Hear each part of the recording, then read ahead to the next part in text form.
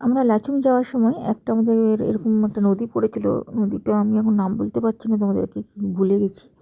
তো এখানে যে আমি আর সঞ্জীব বসে আছি, আর এই যে নিচে দেখো সাগর, আমাদের সাথে যে একটা ফ্যামিলি গেছিলো তারাও নিচে নেমে গেছে, অনেকটাই নিচে। আমি নামিনি, আমার শরীরটা ভালো না বলে।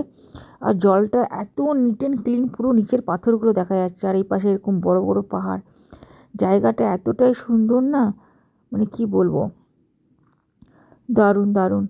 এই যে আর সিকিমের এই পতাকাগুলো তো সব জায়গাতেই লাগানো আছে দেখছি। আর ওই যে দূরে দূরে পাহাড়ে মাঝখানে মাঝখানে ঘর, এগুলো কিছু কিছু হোটেল আছে। কেউ রেস্ট করতে চাইলে বা চা জল খাওয়ার, মানে হালকা এখানে জল খাওয়ার বলতে তো ওই টিফিন, মানে সরি ম্যাগি, আর কী বলবো, কফি, এইসবই দিচ্ছে, আর কিছু নেই। তো এরকম বিশাল বিশাল পাহাড়, পাহাড়ে মাঝখানে মাঝখানে একবার করে দাঁড়াচ্ছি। রাস্তাটা মানে লাচুং যাওয়ার সময় রাস্তাটা প্রচণ্ড খারাপ।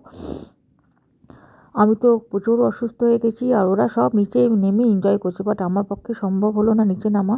জলটাও নাকি পুরো বরফের মতন ঠান্ডা। সাগর বলছে পাহাড়গুলো দেখো কী সুন্দর, এখান থেকে কিছু কিছু পাথর আবার যখন ধস নামে না নিচে নেমে এসে পড়ে। তো জাস্ট দেখছি আমরা বসে বসে।